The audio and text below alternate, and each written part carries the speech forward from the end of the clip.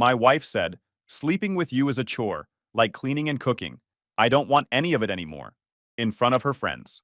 When I walked out, I found out something that made me ruin her life forever. Now she is begging.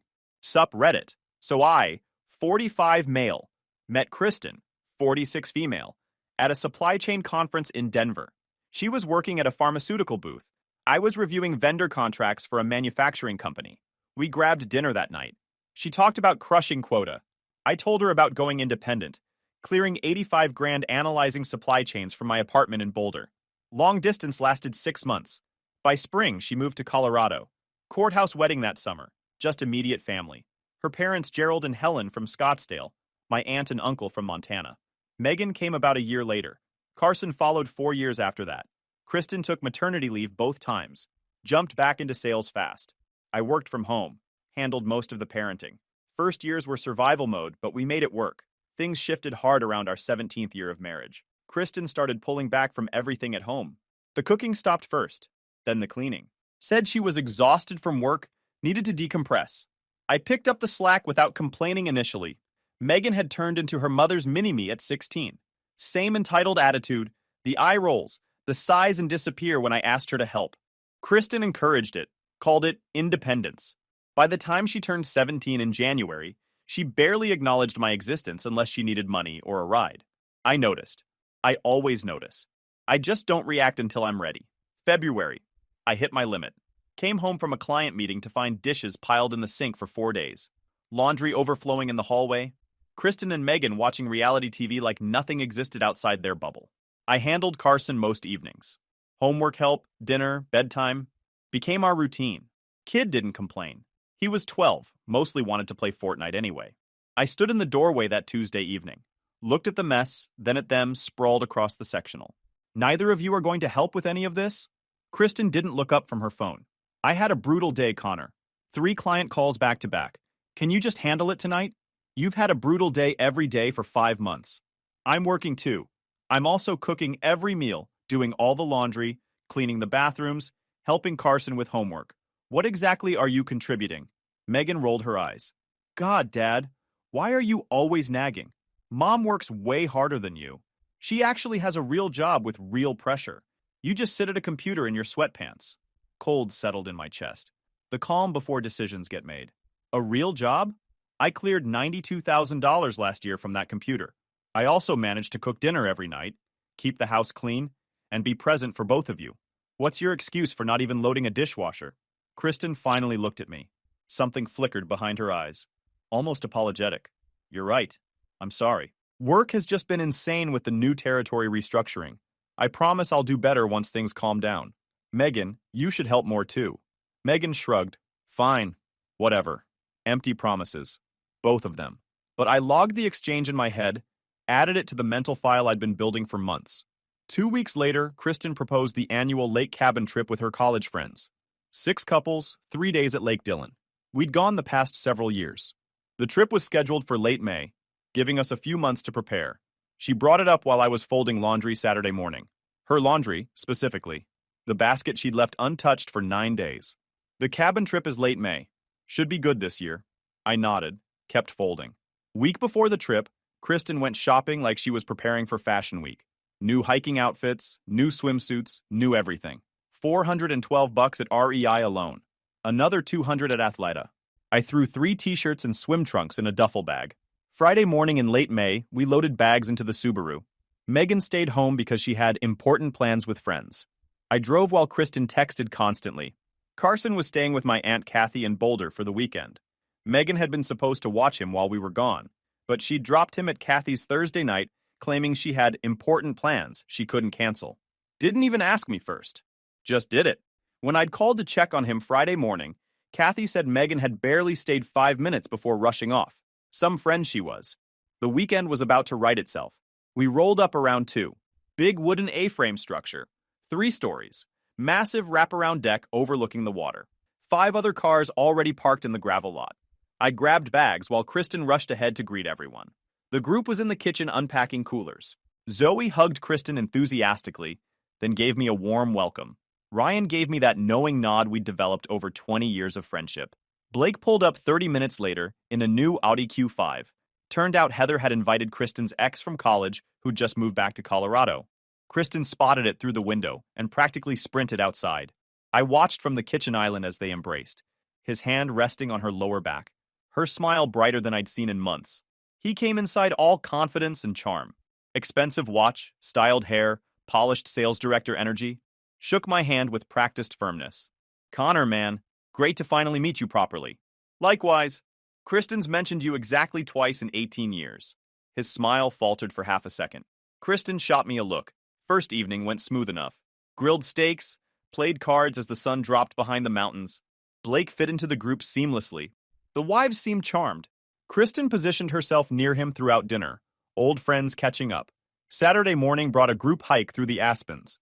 Blake walked beside Kristen for most of the trail, the two of them deep in animated conversation about old times and inside jokes nobody else understood.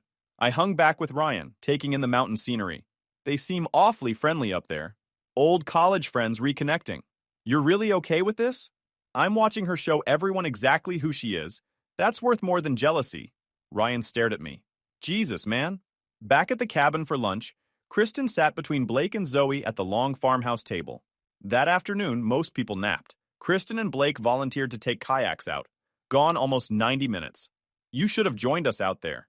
Looked like you were having fun without me. Blake's hilarious. Forgot how much energy he brings. I noticed. She caught my tone but didn't engage. Dinner Saturday was a full group production. Everyone cooking, wine flowing, energy building. Kristen and Blake entertained the table with college stories that had people laughing until they cried. Then came the fire pit. By the time we migrated outside after cleaning up dinner, I was feeling almost relaxed. Temperature was perfect for late May, stars starting to emerge overhead.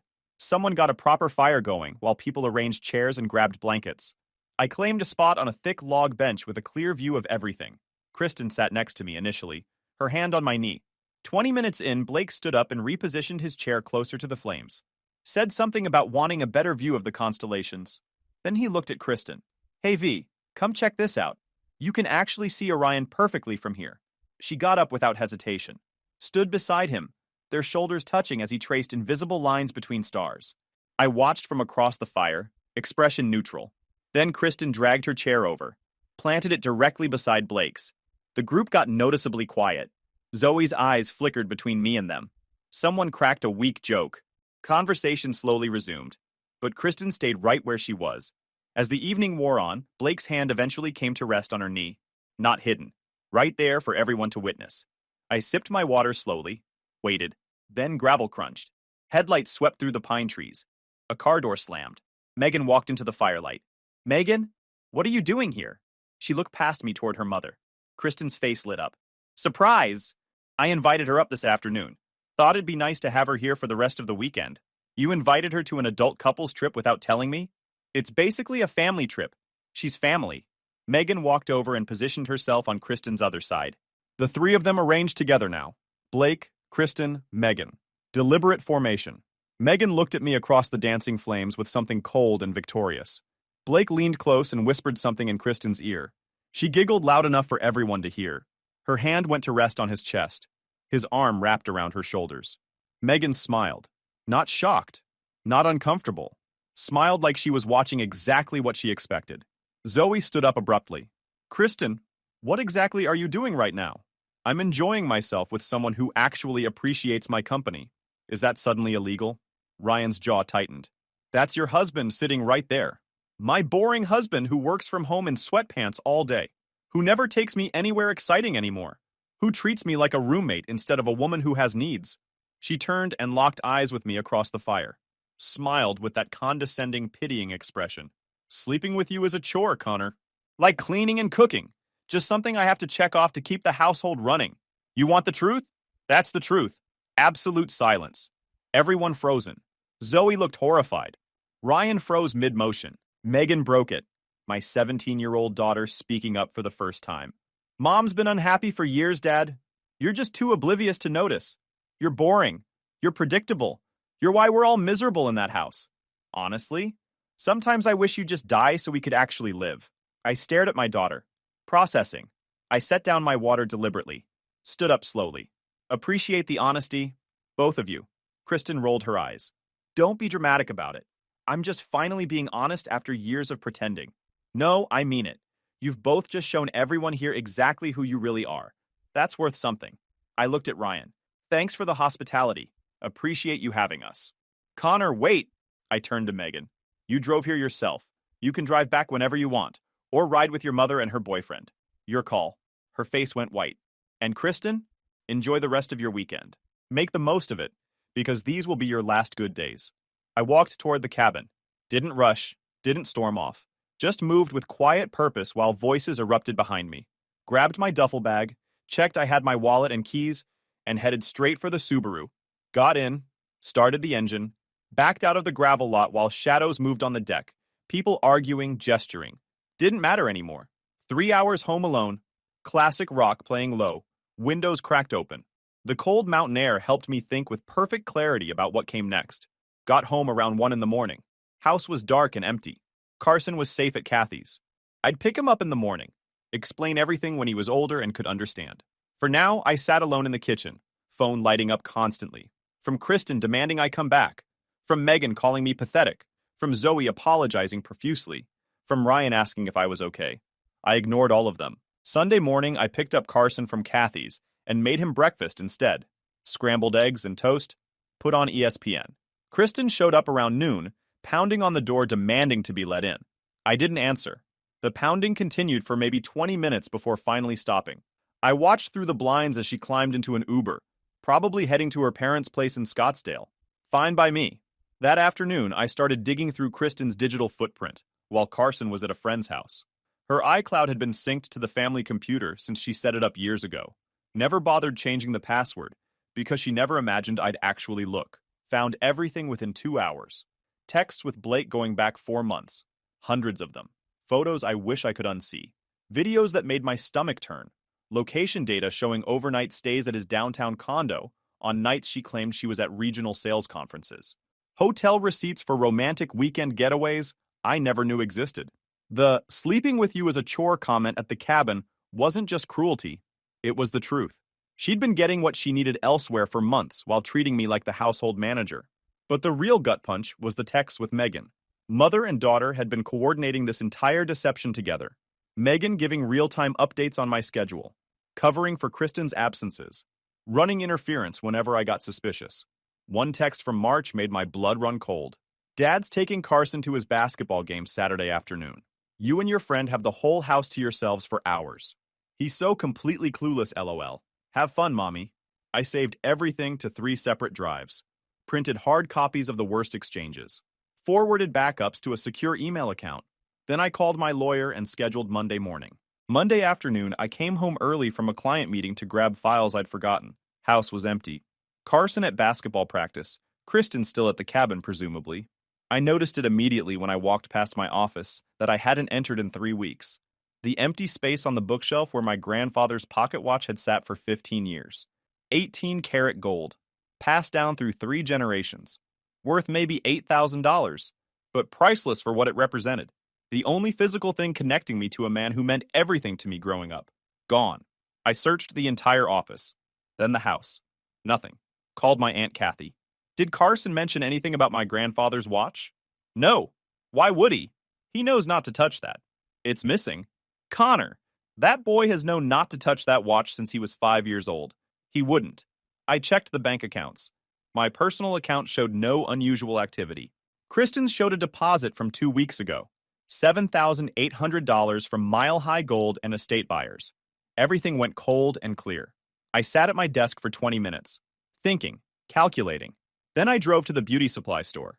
Kristen had always been obsessive about her hair. Salon appointments every 6 weeks. High-end products that cost more than groceries. That thick auburn hair was her favorite thing about herself. She'd mentioned once she'd rather lose a limb than lose her hair. I bought professional-grade hair removal cream, the kind for chemical depilation. Went home and carefully mixed a measured amount into her expensive shampoo bottle.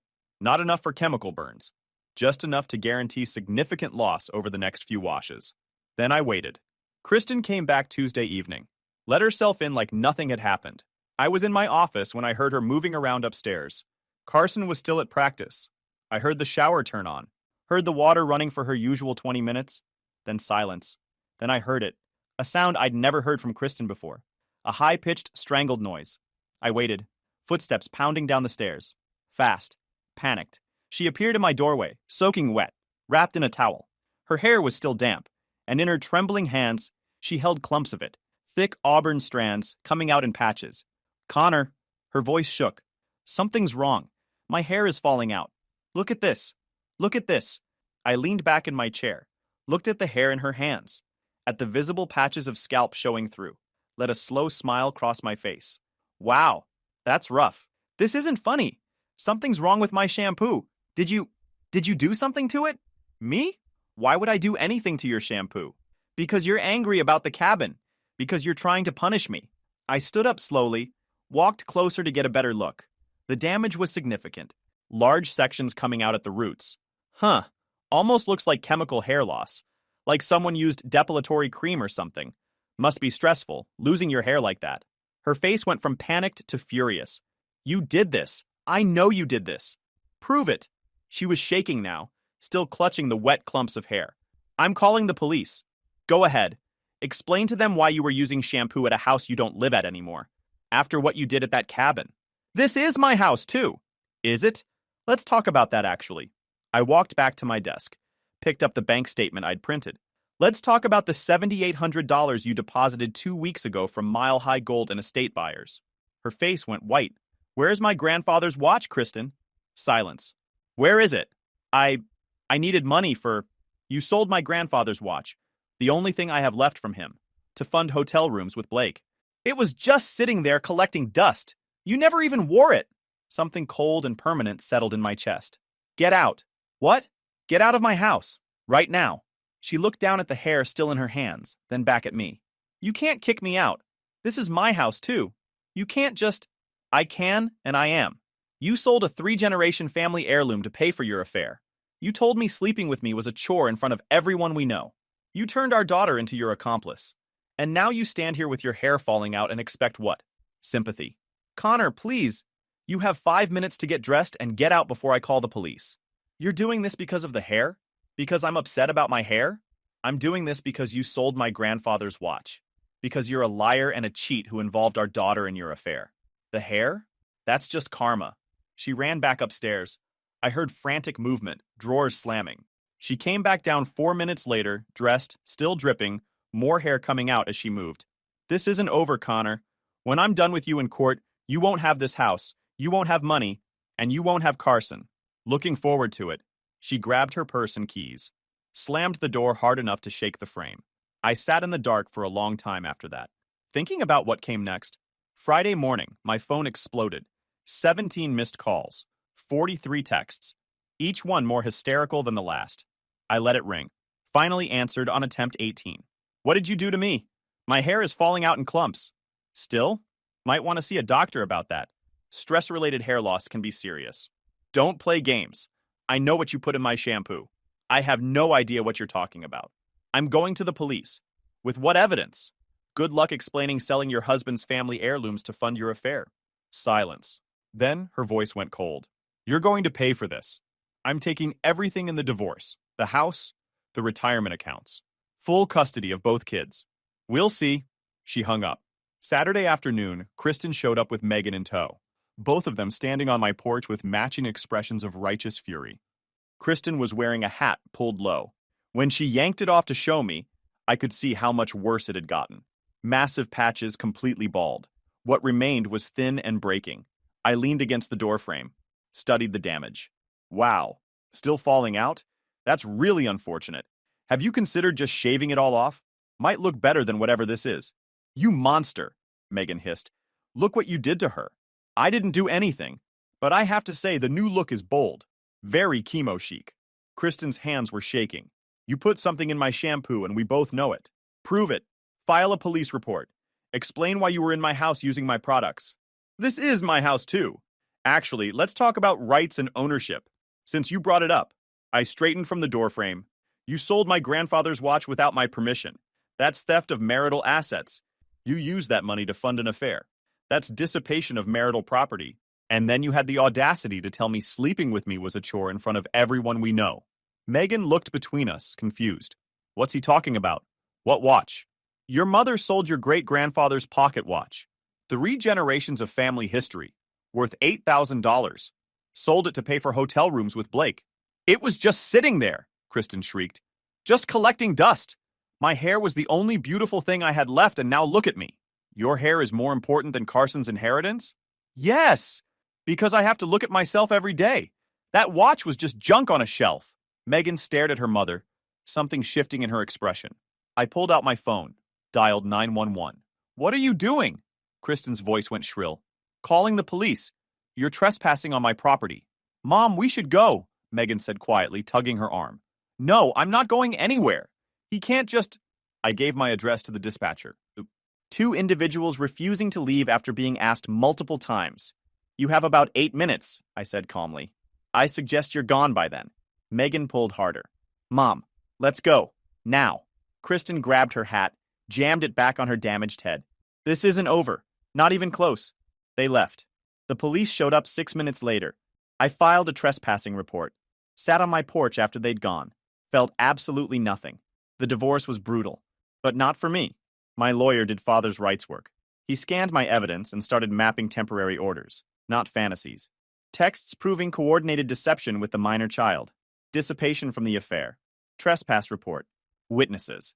School records. What about the shampoo? What shampoo? I don't see any evidence of anything. Exactly. Colorado is no fault, so adultery didn't matter. The money did. Every hotel, dinner, trip, and the heirloom sale got logged as dissipation and theft of marital assets. The court ordered a CFI. Kathy spoke. Carson's coach spoke. Ryan testified about the cabin. Kristen showed up angry, scattered, and couldn't answer basic questions about Carson's schedule. Judge cared about stability, not her excuses. Temporary orders kept Carson with me. Kristen got supervised parenting time at first, with a step-up plan tied to an evaluation and consistent behavior. I kept the house. Primary custody, most liquid assets and retirement accounts. She kept her car, personal stuff, and a mountain of legal fees. Megan, now 18, chose to stay with her mother full-time. Made that declaration formally in court. Said she wanted nothing to do with me ever again. Her choice. Blake disappeared the moment legal proceedings started. Blocked Kristen on everything. Told mutual friends he wasn't looking for that kind of drama. Convenient. He got to play the caring boyfriend when it was fun and exciting, then vanished the second real consequences appeared. Left Kristen holding the bag entirely. But I wasn't done with Blake. I'd done my homework during the divorce. Blake worked as regional sales director for a medical device company, one of the big ones with corporate offices in Minnesota. I spent 3 evenings reviewing their publicly available ethics policies and employee handbook. They had strict rules. Relationships with married clients or business partners were explicitly forbidden. Creating reputational risk for the company was grounds for immediate termination. Kristen had been a pharmaceutical sales rep. Their industries overlapped constantly at conferences, trade shows, professional networking events. They'd likely met at dozens of the same venues over the years. Professional contacts everywhere who knew them both. I compiled everything methodically. Photos from the cabin showing Blake with his arm around a married woman.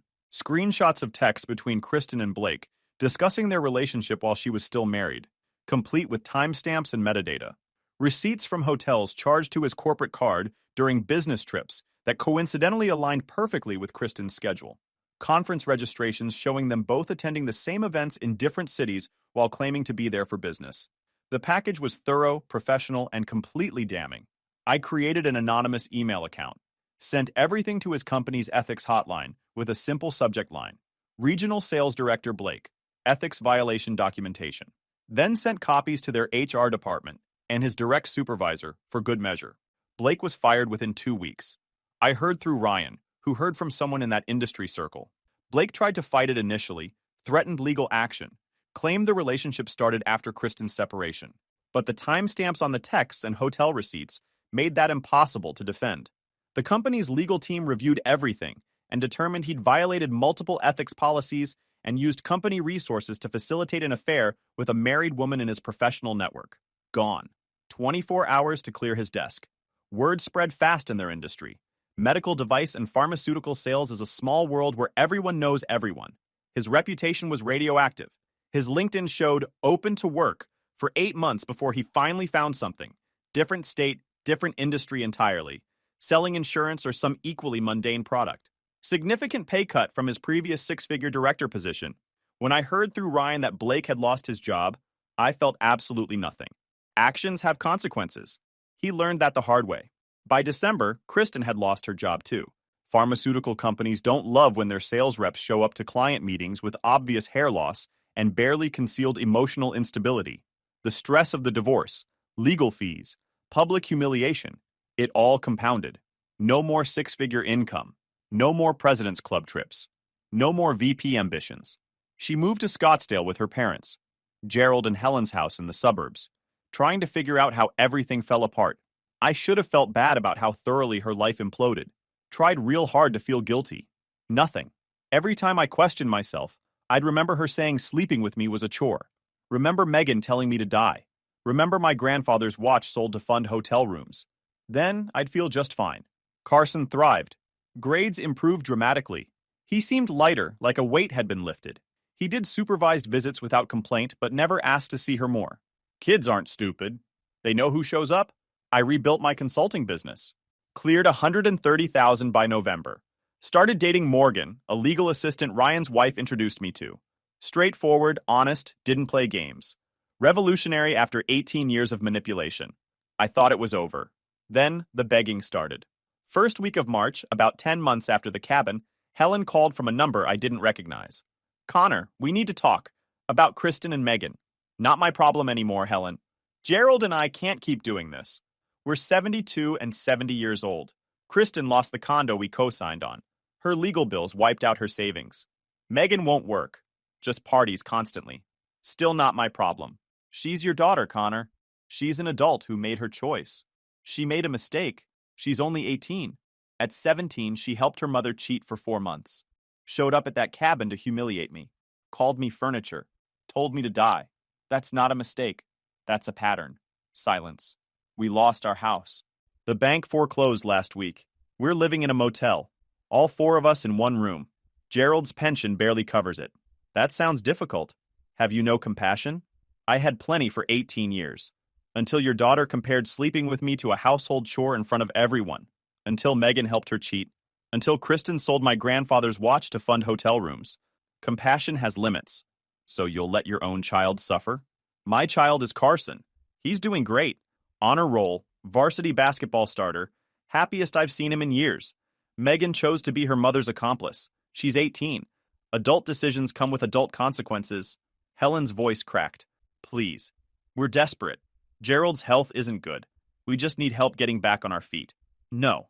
Connor, your daughter destroyed my marriage, turned my child into her accomplice, sold my grandfather's watch, then tried to frame me as the villain.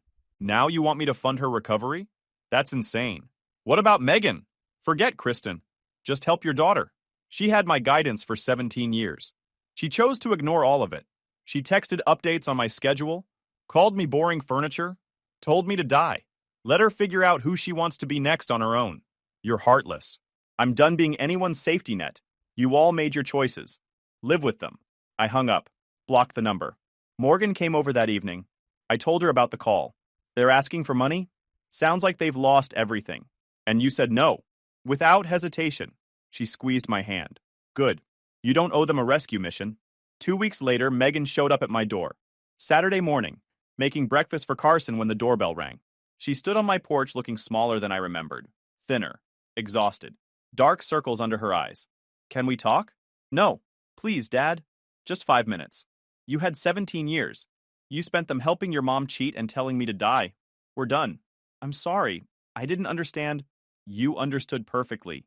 You just didn't care about consequences. Now you're facing them and want me to make them disappear. Not happening. I just want to apologize properly. Your apology means nothing. Apologies are words anyone can say. You showed me who you are through your actions. I believe what you showed me. Can't you give me one chance to prove I've changed? You've had 6 months since the divorce to show me. Instead, you dropped out of school and party constantly. That's not change. That's panic when the safety net disappeared. Her eyes filled with tears. I didn't know where else to go. Should have thought about that before you chose Team Mom. Before you showed up at that cabin to help humiliate me. Before you told me to die. I was stupid and young. You thought I was a doormat who'd take whatever abuse you both decided to dish out. You were wrong. Leave my property. Dad, please. I'm not your dad anymore. You gave that up. Don't come back. I closed the door, watched through the window as she stood there crying for 5 minutes before walking to the bus stop. Carson had heard the exchange. That was harsh. She made her choice. This is what consequences look like. She came back twice more over the next month. Once alone, once with Helen. Same tears, same speeches about being young and stupid. Same answer. Door closed. Felt nothing. Life moved forward. 2.5 years after that night at the cabin, Carson was 15. Sophomore year, varsity basketball starter, maintaining a 3.8 GPA. Thriving. We'd built a genuinely good life together. Morgan had moved in during the summer. Things between us were solid. She brought quiet strength without trying to fix what wasn't broken. Then the doorbell rang one Saturday morning. I opened it to find all four of them on my porch in the November cold. Kristen, Megan, Gerald, Helen, and a rental SUV parked in my driveway. Stuffed tight. Megan was clutching a manila folder with receipts. Cheap paper. I'm sorry, Dad. 19 years old, gripping paperwork like it could save her. I leaned against the doorframe. You've got to be kidding. Kristen stepped forward. Connor, please, just hear us out. No. I've been through anger management. Therapy twice a week. I've worked on myself. I'm not the same person. When you called sleeping with me a chore? When you sold my grandfather's watch to fund hotel rooms? Which version aren't you? All of it. I've changed completely. Megan needs her father. I looked at Megan. The folder trembled in her grip. She'd lost more weight. Dark circles like bruises. Megan told me I was boring furniture. Told me to die. Helped you sneak around with Blake. Texted you updates on my schedule. At 17, she knew exactly what she was choosing. I taught her that. I poisoned her against you. It's my fault, not hers. Gerald cleared his throat. Connor, I'm not defending what they did, but Helen and I lost our house. We're 74 and 72 years old. We can't support them both anymore. Maybe you should have raised her with better values the first time. He flinched. Kristen lowered herself to her knees on my cold porch. Please. I'm begging you, not for me. I know I don't deserve anything. For Megan. She needs her father. Megan's voice came out small. I'm sorry, Dad. I believed Mom when she told me you were the problem. I was stupid and wrong. Helen produced an envelope. We wrote it all down. A complete apology, taking full responsibility. She tried to hand it to me. I didn't move. And the SUV? Gerald exhaled heavily. We got kicked out 3 weeks ago. Couldn't make rent. Everything we own is in those bags. We thought maybe... You thought you could just move in with me. Silence. Their desperate faces said everything. I looked at this pathetic scene. My ex-wife on her knees.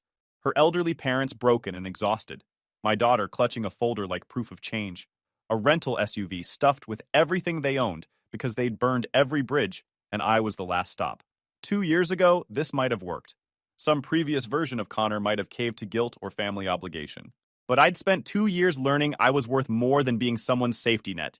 More than being furniture. More than being the backup plan they only remembered when everything else failed.